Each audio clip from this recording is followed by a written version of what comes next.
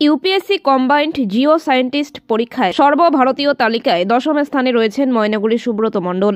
সোমবার তিনি এই ফলাফল জানতে পেরেছেন। এখন অপেক্ষা করছেন হাতে নিয়োগপত্র পাওয়ার। ভূবিজ্ঞানী সুব্রতর কাজ এখন ভারতবর্ষের মধ্যে খনি খুঁজে বের করা।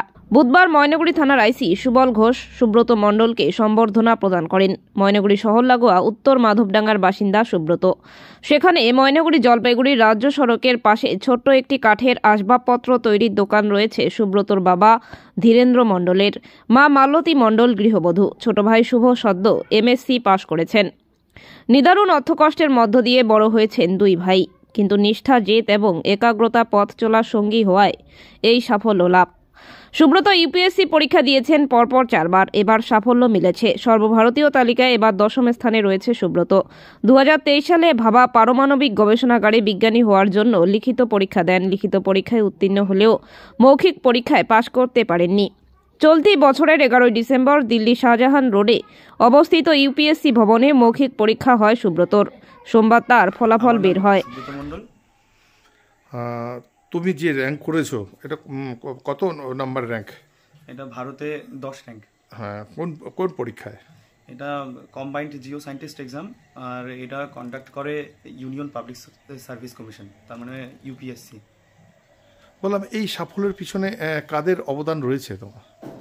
এই সাফল্যের জন্য আমি মনে করি আমার মা বাবার রয়েছেন, আর পার্টিকুলারলি এই পরীক্ষাটার জন্য বেশি মোটিভেট করেছেন ডক্টর শুভ্রকান্তি মণ্ডল স্যার, শ্রদ্ধেয় ডক্টর শুভ্রকান্তি মণ্ডল স্যার।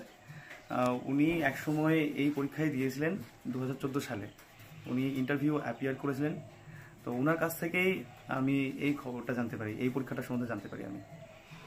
বললাম, কি লক্ষ্য আছে আগামী দিনে? আগামী দিনে আমি এখানে জয়েন করে তারপর দেশের জন্য খনি খোঁজার জন্য আমি চেষ্টা করব। বলছি যে তুমি তো অনেক ছোট থেকেই মানে তোমার বাবা মা তোমাকে পড়িয়েছে, এবং তোমার বাবা মা যেটা বললেন আমাদের, যে তোমার বাবা মা খুব কষ্ট করিয়ে তোমাদের পড়িয়েছেন। কি লক্ষ্য ছিল ছোট থেকে তোমার? প্রথম দিকে আমি শুধুমাত্র একটা সরকারি চাকরি পাওয়ারই ইচ্ছা ছিল, ছোট ধরনের। কারণ কি, মা বাবা তো মানে কাঠমিস্ত্রি পেশায়, তো মা বাবা আসলে মা ক্লাস 8 পর্যন্ত পড়েছেন আর বাবা ক্লাস 5 পর্যন্ত পড়েছেন। তো আমি প্রথম প্রজন্মেই আমি আশা করতে পারি না যে বিরাট কিছু সাফল্য হোক। তো আমার মানে বাড়ি থেকে মা বাবা বলেছিলেন যে একটা সরকারি মানে কি যদি ছোটোখাটো যদি কোনো চাকরি হয় তো খুবই ভালো হয় আমাদের জন্য, প্রথম জেনারেশনের জন্য। কিন্তু পরবর্তীতে স্যার মানে কি যতই আমি এগোই আমার পড়াশোনায়, স্কুলের টিচারদের সঙ্গে কথা বলি, তো ওনারা বলেন যে হ্যাঁ, যা আমি জানি বা যতটুকু আমার স্কিল আছে তার জন্যে আরও বড় কিছু ভাবার দরকার। না, একটা কথা যে তোমার বাবা মা মানে খুব পড়াশোনা করতে পারে না, সে অর্থ অভাবে হোক, যে কোনো কারণে হোক, কিন্তু বাবা মার আশীর্বাদ তো একটা তোমার কাছে ছিলই। হ্যাঁ, অবশ্যই ছিল। তো মা বাবা আগে থেকেই জানতেন যে কিভাবে পড়াশোনা করতে হয়। কারণ কি, অনেক মানুষের সঙ্গে ওঠা বসা করেছেন, টিচারদের সঙ্গে ওঠা বসা করেছেন, যে পুরো শক্তি দিয়ে খাটতে হয়, এই মানসিকতা আমাকে মা বাবাই তৈরি করে দিয়েছেন। তো তোমার আমরা এই শোকে যে অনেক বই দেখছি, যা অনেক মূল্যবান এবং অনেক খুব ইম্পর্টেন্ট বই, সেই বলেই তোমারই কেনা? হ্যাঁ, আমার কেনা এবং আমার ভাইয়ের, দুজন মিলেই কিনেছি আমরা। আচ্ছা আচ্ছা আচ্ছা। তো তুমি এই মানে পড়াশোনা ছাড়া তোমার কি মানে তোমার হয়, মানে ইচ্ছা হয় যে পড়াশোনা ছাড়া গল্পের বই বা খেলাধুলা, কোনটা তোমার ভালো লাগে? আমি 3 বছর গান শিখেছি, তো ক্লাসিক্যাল মিউজিক আমার খুবই ভালো লাগে, এবং আমি বেশ কিছু গান করেওছি। আমার ফেসবুক প্রোফাইল যদি দেখেন তাহলে আমি মান্না দে, শ্রদ্ধেয় মান্না দে বা শ্রদ্ধেয় কিশোর কুমার বা শ্রদ্ধেয় অরিজিৎ সিং, ওনাদের গান আমি বেশ কিছু করেছি, 2-4টে। আচ্ছা। মালতী মণ্ডল। বললাম, আপনার ছেলের যে রেজাল্ট, সেই রেজাল্টে কতটা খুশি? মানে কতটা খুশি ভাষায় প্রকাশ করতে পারবো না। মানে এত খুশি হয়েছি, আমার ভাগ্যে যে ও এইরকম রেজাল্ট করবে কল্পনার বাইরে।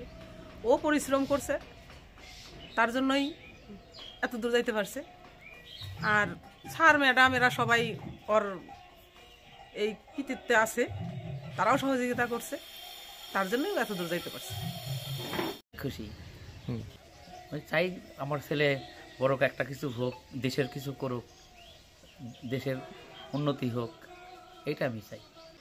অবদান তো কি আর বলবো, অবদান অনেক কষ্ট করে, সেও লেখাপড়া করছে, আমিও অনেক কষ্ট করেই করছি, কাঠমিস্ত্রি কাজ করি, ফার্নিচারের দোকান আছে ছোট্ট একটু।